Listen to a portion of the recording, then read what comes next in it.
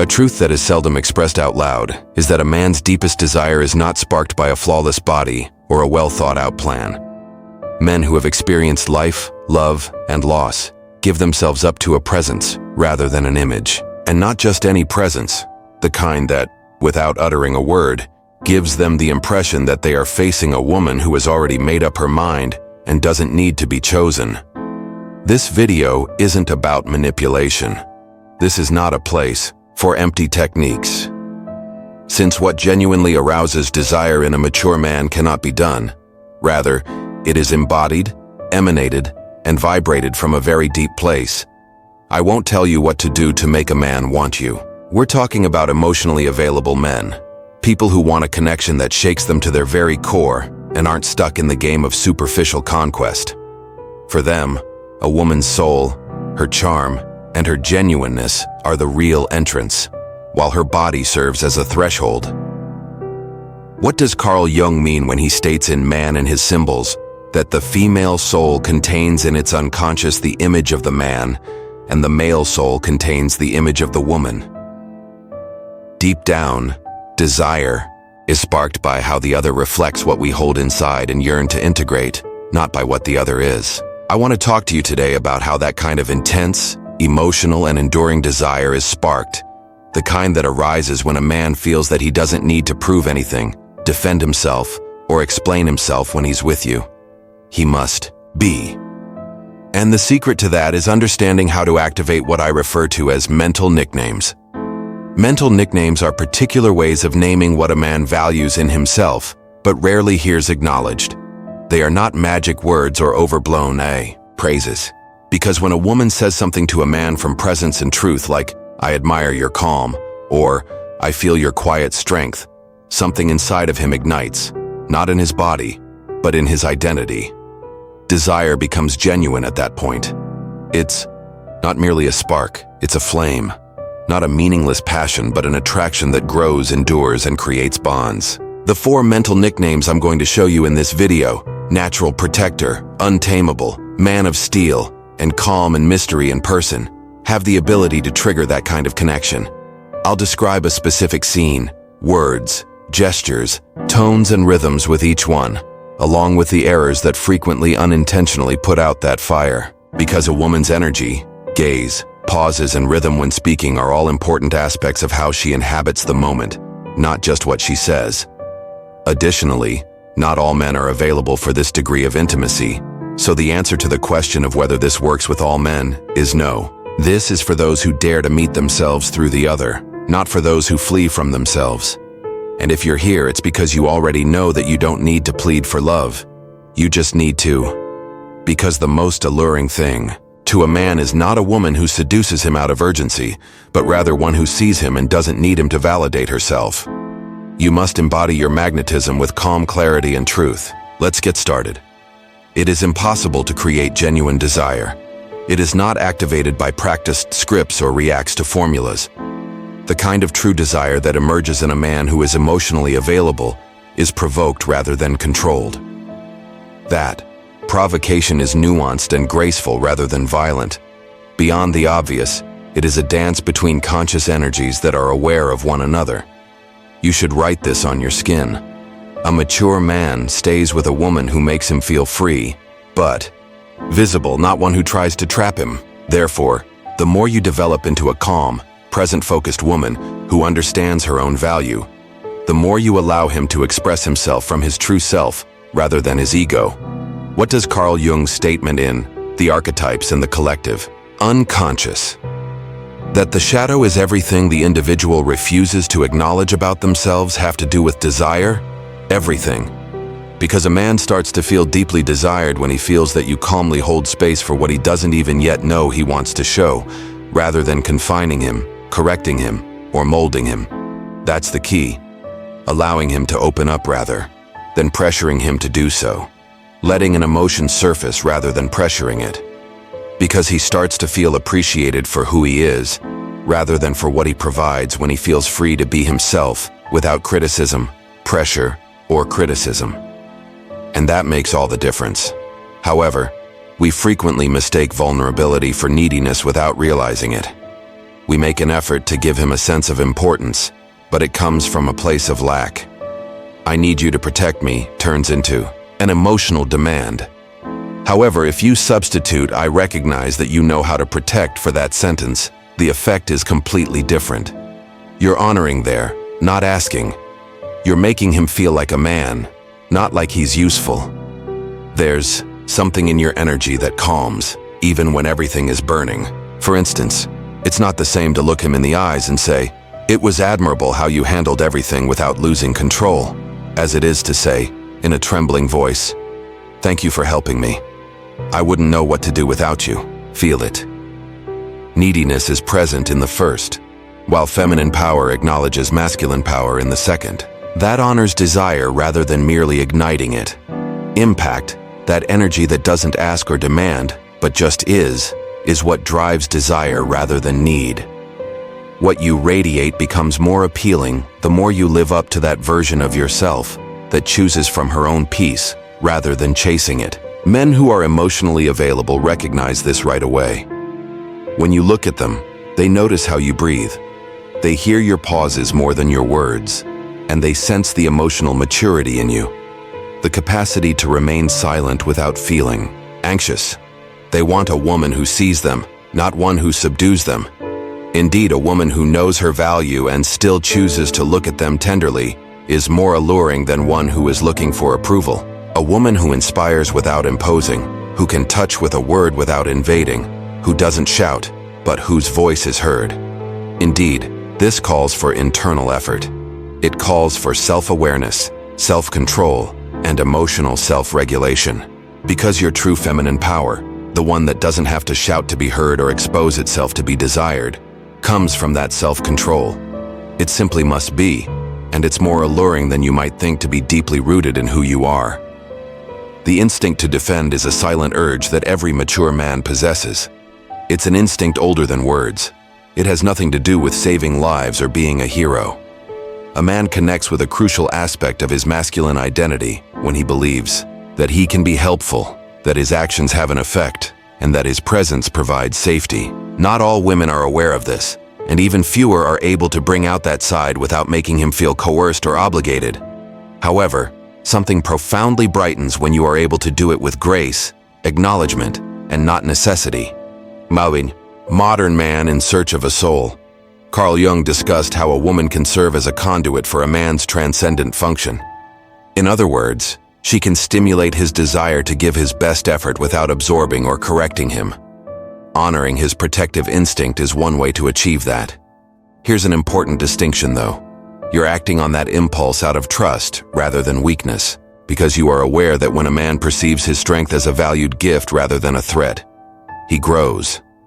It's a show of strength with you, not over you. Imagine a couple strolling down the street. There is a tense situation, an odd noise, and an oddly energetic person approaching. She doesn't freak out. She just takes a few steps toward him, gives him a quick glance, and then she whispers, "I feel like nothing can happen to me when I'm with you." There's no panic. He doesn't need to do anything heroic. However, he straightens, becomes alert, and his body changes in that instant. His protective instinct kicks in because it has been acknowledged, not because he is obligated to. He feels more present because he believes that his presence carries emotional weight. You can awaken this in everyday life as well. You don't have to experience stressful situations. Asking him to go somewhere that makes you uncomfortable, and then saying, "Just having you nearby changes everything," or looking at him after he verbally defends you in a conversation and quietly saying, "I liked how you set boundaries. It was firm, but elegant," are examples of small keys that open big doors because they make him feel essential rather than useful. Furthermore, that doesn't simply awaken. His desire gives him the impression that he can be himself with you. Strong, without losing his sensitivity, protective without becoming domineering. He will start to anticipate your needs, offer his jacket before you mention the cold, become more aware of your gestures, and take the initiative to make decisions that will impact your well-being. All indications that your mental nickname has been effective. He will start to touch you more deliberately and firmly as though his skin were speaking a language of safety. However, you will also notice more subtle indicators, such as shifts in his eyes, relaxed silences, and deeper breathing when he is close.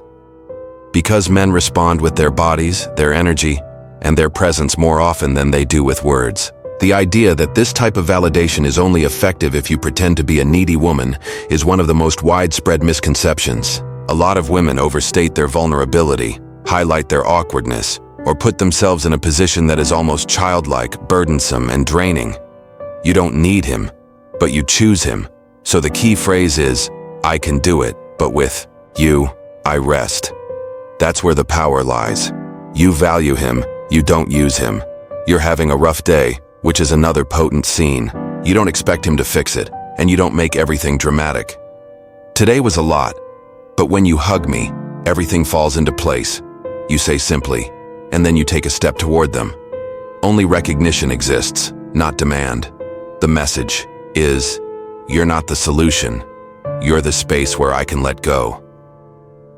That energy is incredibly feminine and coveted because it involves trust, which is an act of power, rather than self-deprecation. He feels sufficient when you activate this mental nickname, not because of his accomplishments, but because of his presence, his concern, and the way he holds space with his energy. And that is a great gift in the fast-paced, disconnected world of today. A man feels profoundly recognized when you look at him as though to say, "I see what you're capable of holding." It's appealing, just as you feel truly seen when he sees your light without you having to show it. Because you're not asking him to change, rather, you're giving him back his identity. That sentence, delivered slowly, with a low voice, a direct gaze, and no embellishment, can stick in his memory forever. You're saying, "I see you." And when someone sees you and doesn't want to change you, they develop a desire that is stronger than anything else. Imagine another scene now, where there is no tension and you are with him in a private setting. He's fixing something around the house, making coffee or making dinner. Just him doing something for you, without any music or other distractions. You simply observe him for a few more seconds than usual, smile gently, approach slowly, and whisper, in a velvety voice, "I love how you care about the little things. You're one of those who show up, not one who just makes promises." Then you leave without anticipating a response. You don't even interrupt him with words. That fleeting instant turns into a memory because he felt your presence, your respect without fear, your admiration without urgency, and your validation without expectation. That is priceless for a man who has reached emotional maturity. It's addictive because it reminds him of who he is when he feels seen unconditionally, not because you're trying to manipulate him. The difference is that a woman with this ability evokes the desire to protect her rather than requesting it. Jung also discussed the idea of thema, which refers to a man's internal feminine image that is frequently projected onto an external woman. What does he mean when he states in Psychological Types that the anima figure acts as a bridge between the man's consciousness and his collective unconscious, and thus deeply influences his emotional behavior? That a man experiences a woman as a gateway to his more complete self when she exhibits certain traits, such as softness without submission, recognition without need, and surrender without self-erasure. You easily become his mirror, not the demanding kind, but the motivating one. This is why I say that the goal of activating the natural protector is to make room for his noblest impulse, rather than to adopt a passive role. He does it to express himself, not to save you. To feel that his presence has purpose with you, not to satisfy your gaps. He is bonded to you in a very personal way by the feeling that his energy is valuable, held, and purposeful. Although he doesn't feel accountable for you, he is motivated by you, and that's when desire begins. It's the kind that seeks connection, not bodies. The kind of desire that is nurtured through looks, gestures, pauses, and well-timed words rather than being sated in a single night. As an offering, not as a tactic. You no longer need to entice when you can maintain that kind of energy. Your very presence serves as a silent invitation. It calls him, engages him, and pulls him back, not out of habit but instinct, love, and desire. Instead of seeking peace, some men seek fire, their own fire, the one they have been afraid of for years. These are men who think deeply, love deeply, and carry a force that is frequently difficult to control in their daily lives. Because they've already experienced it all, they can only relate to women who don't try to put out their fire, but instead embrace it. They are no longer seeking someone to worship them. Instead, they are seeking someone who respects them from her own fire. This includes easy seduction, the obedient woman, and soulless conquest. A new kind of desire arises when a man like that, intense, creative, emotionally complex, meets a woman who knows how to inspire his intensity without trying to control it or fearing his freedom. It is visceral, spiritual, erotic, and wild rather than linear. In the process of individuation, Jung would have referred to it as an archetype. You shouldn't pursue him because he believes that choosing you doesn't imply betraying himself. Remain focused. Allow him to return to you because he feels more complete, free, and himself with you, not because he has to. That's the alchemy of true desire. You know their desire is difficult to win if you've ever met one of these men. The ones who choose to give even though they owe nothing to the world. It's uncooked. The obvious is not addressed by it. What emotionally challenges him, what touches him without attempting to possess him, and what sees him without attempting to hold him are what move him rather than what is expected. Because this type of man wants to be understood rather than contained, there is a sacred mystery within that. He wants truth, reality, and coherence, not meaningless applause. He wants someone who is both her own flame and a mirror. A woman sits across from her wild partner in a scene that will always stick in my memory.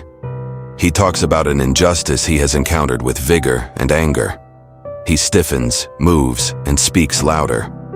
She doesn't try to soothe him. She doesn't shrink. She simply listens, grounded, whole, and in the moment.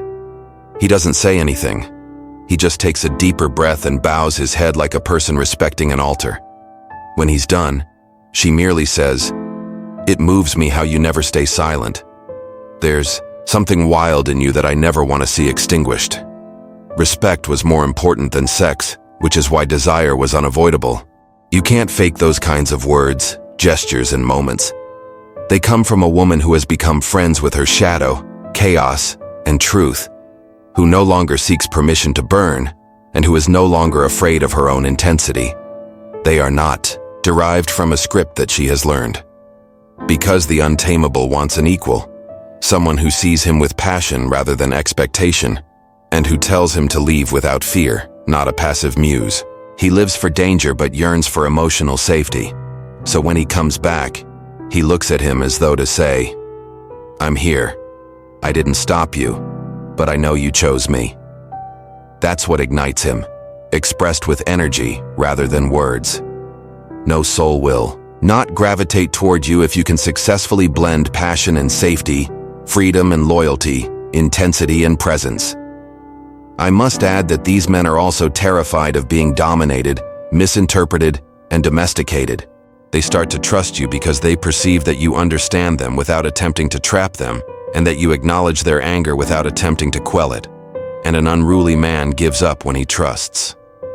In The Ego and the Unconscious, Jung succinctly put it this way: freedom is becoming who you are rather than doing what you want.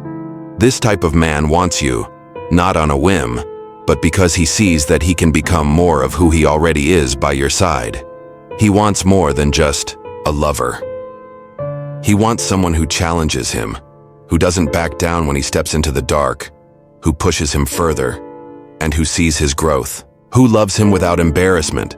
You can only be that kind of woman without losing yourself if you first ask yourself, can I hold my own fire without burning him? Because if you can, he won't leave. He'll stay or come back because you were the place where he could be himself, not because you held on. That is the most uncommon and enduring type of desire. Some men whisper their strength, while others shout it. Nevertheless, everything seems more in harmony when you're close to them, not because they exert control, but rather because they contain. They hold with unseen strength, not because they dominate. These are the calm, steely men. They win with calm eyes, rooted posture, and the capacity to maintain composure even when you lose it. They don't win with flashy gestures or memorized lines. They are extremely desirable because they are tempered rather than cold. A strong man is not one who dominates others, but one who masters himself, Carl Jung wrote in Psychology and Alchemy. When a man embodies this energy, not through repression, but through emotional sovereignty, the attraction he creates is serene, yet unstoppable. These men don't look for attention, but they feel a sense of awakening when they see women. The world expects them to shout and lead with force, so they aren't used to being praised for their composure. However, they open up when you, as a woman, recognize their core and honor it. Imagine that he is there while you are having a difficult day, feeling overwhelmed, emotional, and perplexed. He just listens without interjecting or providing answers. He simply holds you in his presence without passing judgment or attempting to save you. He remains unfazed and at ease in the quiet even when you talk or even cry.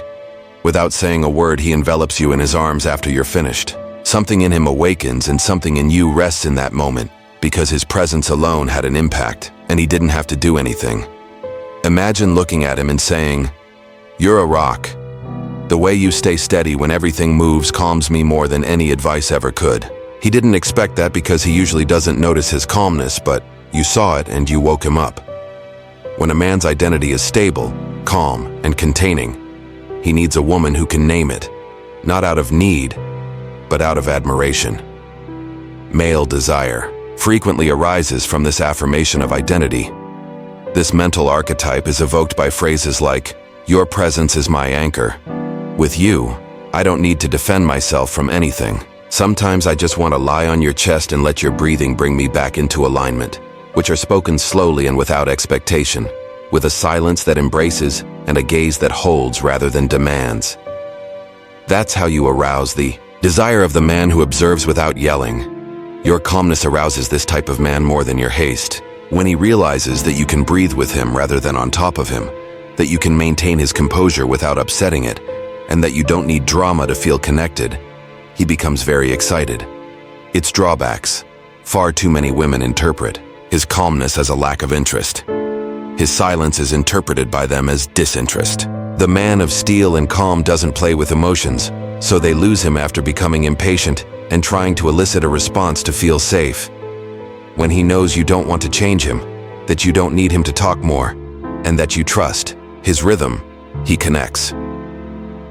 Having a challenging conversation is another powerful moment. He doesn't seem to be responding. To him, emotional devotion means touching his hand gently and saying, "I don't need an answer now. It's enough for me to know you're here." Because you're not making demands of your insecurity, it's wisdom and profound attraction. He starts to offer more when you realize your inner strength. Not because you forced him, but because you gave him more freedom. A woman, according to Jung, is a symbol of transformation and the wisdom of feeling. She becomes irresistible when she is able to convey that emotion without haste, chaos, or condemnation. The man of steel runs away from noise, not from pain. You can overcome him if you can speak quietly, breathe with presence, and name what you see without encroaching. This isn't because you want to eat him, but rather because you approach him to think about him. He gets energized by that. You see, a woman starts to sense a magnetism that is not explosive but intensely addictive when she learns to see this quiet strength, unspoken stability, and tempered presence without the need for reward. The charm of someone who knows how to be, who just stays without hiding or stirring. A woman once said of her partner, "He's not the man who speaks first, but when he does, the world rearranges itself." That statement sums up the man of steel and composure perfectly. The goal is to order the environment from within, not to control it. When a man like that says, "You don't need to understand everything today. Just breathe. I'm here," it doesn't just calm you down. It seduces you because it comes from the bottom up, from the quiet connection he has with his own peace. Imagine another moment when you're experiencing a storm of emotions and feeling cut off from yourself. The secret is that his composure is a refined presence rather than apathy. How can you tell the difference? Because he holds your feelings without taking them over as his own, rather than avoiding them. He welcomes conflict without needing to win. He does not run from it. He listens until you discover the truth for yourself. He doesn't have to persuade you. And when you see that he never falters, something inside of you softens, not from weakness, but from rest, from the comfort of knowing that you are in front of a man who is already whole in himself and doesn't need to shout to be felt. What is the process for arousing this mental archetype in him? Grand speeches are unnecessary. All you need to do is identify the invisible, express gratitude for the unsaid, and support his silent strength with straightforward yet accurate statements. I'm frustrated by the way you remain when my entire being wants to run. Never in my life have I felt so at peace with someone. You remind me that I don't always need to be in a hurry, even when we're not talking. This is expressed as lived truth rather than as flattery or a tactic. Look at him silently. Touch the back of his neck lightly without talking. Take a deep breath. And stay if you want to make a gesture that will make him feel deeply moved. He doesn't require praise. But when you recognize him from his presence, without exaggeration or euphoria, he feels loved in a language he fully understands. That's your way of saying, I see you, and I'm staying. Women who know how to breathe before speaking, who feel before responding, and who contain without repressing are the ones that this type of man connects with rather than those who react to everything. Furthermore, they reveal rather than accuse when they do speak. The man of steel changes when he senses that you accept his pace, his space, and his silence without taking it personally. Jung made this point in the context of psychotherapy when he wrote, "What you deny submits you. What you accept transforms you." That doesn't just soothe him. It awakens him because you become his temple, not because of what you do, but because of who you are. The bond becomes unbreakable if you can maintain your center while he maintains his. This isn't because there isn't chaos. Rather, it's because there is someone who can watch it happen without losing it. No matter how mature or logical a man is, he cannot completely resist mystery. That look, that silence, that kind of presence is a profound way of saying, I desire you as you are, and here I let you in. It's not just any mystery, though. It's the kind that emerges gradually, from depth, and from the serenity of someone who knows she doesn't have to reveal everything to be liked. Since genuine mystery has multiple layers and doesn't entirely lend itself to strategy, it is not a game. A man who is emotionally open is drawn to things that challenge him to learn. Only that which has not yet become conscious can be projected, Carl Jung stated in The Soul and Its Reality, and that is where the mystery lies. When he doesn't fully understand you but has started to feel you, when he wants to stay and see what happens next, that's when desire is born. Therefore, mystery is an invitation. It is a woman who is skilled at telling a story without giving away its conclusion, who uses heavy silences, words that open rather than close, and blank spaces. A woman who doesn't feel the need to define herself, who embraces change, and who doesn't fear being recognized before she is fully understood. Therefore, keep in mind that you are not here to establish yourself, compete for attention, or take on roles that undervalue your depth. When you stop asking, you are here to be present with him and with yourself. How to keep him and begin investigating how to remain authentic around him. You become his choice instead of his need, and that's where real power resides, in a decision made out of freedom rather than fear. Your silence can be the strongest call in a screaming world. Your genuineness may be the most profound question during a period of superficial responses. Being a woman who isn't scared to look, feel, or wait is enough. You don't have to be everything, because all games come to an end when a man with a soul meets a woman with a soul. What is left are two individuals who have decided to stay because they recognize one another in that presence, rather than because they are forced to. There is neither illusion nor need.